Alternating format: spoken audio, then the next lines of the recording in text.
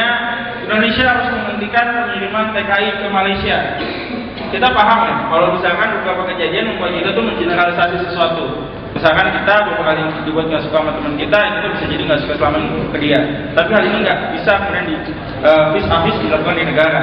Kalau kita bicara banyak kasus mengenai TKI yang bermasalah, ya itu mungkin bisa jadi pertimbangan. Tapi dengan segala pertimbangan lain di luar itu, kita tidak boleh kemudian memutus hubungan, apalagi tidak mengirimkan lagi tenaga kerja ke Malaysia.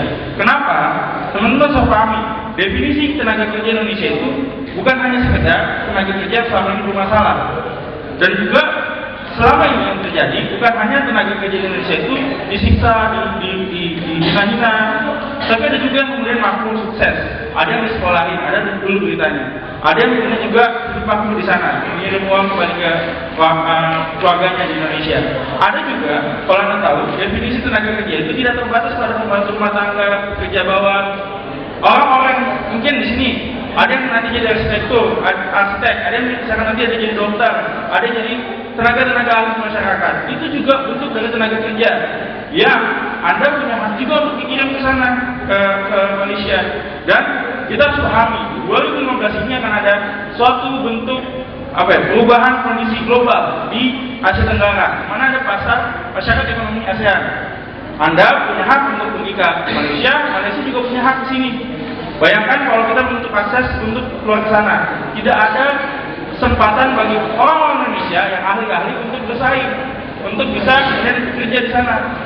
Kita sebagai kalau kurang devisa, pasti bakal kurang banget. Dan yang jelas, kalau kita bicara masalah penghentian itu terlalu prematur rasanya. Kalau kita hanya merujuk pada beberapa kasus. Tapi sekalipun begitu, kami tidak ingin memungkiri bahwa memang banyak masalah dalam persoalan pengiriman tenaga kerja Indonesia ke Malaysia. Bukan ke Malaysia aja, ke negara-negara lain juga, Arab, manapun itu perlu memang banyak kebaikan. Apa saja yang bermasalah? Baik. Pertama, saya nggak nangkep ya, apa alasan kita harus hentikan pengiriman TKI ke Malaysia? Alasannya apa? Apakah gara-gara TKI kita beberapa yang diberitakan itu dihukum mati atau dijerat ke Malaysia dan segala macamnya?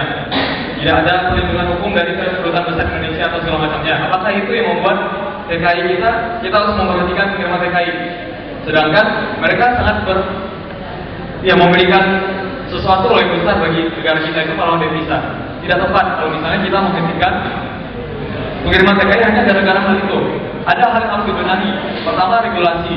Bagaimana pengiriman TKI ini itu benar-benar dikoordinir oleh negara. Untuk teman-teman ketahui saja ya, para TKI yang pergi ke Malaysia itu ada melalui perusahaan. Ya itu adalah sebuah korporasi yang mana benar-benar profit oriented gitu. Jadi mengumpulkan orang untuk dikumpulkan ke Malaysia. Tidak ada tanggung jawab negara sama sekali. Nah ini kenapa negara bermasalah, karena tidak didata oleh negara di Malaysia.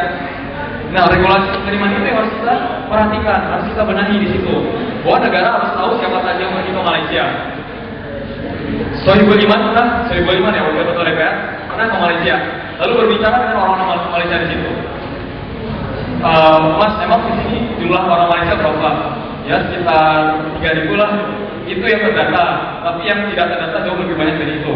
Itu salah satu hal yang sangat riskan dari kita. Dan kedua, ketika regulasi telah digunakan, bagaimana negara itu berdaulat atas bangsanya sendiri, atas rakyatnya sendiri di luar itu. Jadi kedutaan besar Indonesia harus memiliki peran penting untuk melindungi warganya yang berada di luar negeri seperti itu, agar tidak terjadi lagi penyiksaan dan segala macamnya yang dialami oleh TKI kita. Jadi kita tidak sepakat ketika TKI harus diberhentikan dikirim ke Malaysia. Sekian, terima kasih.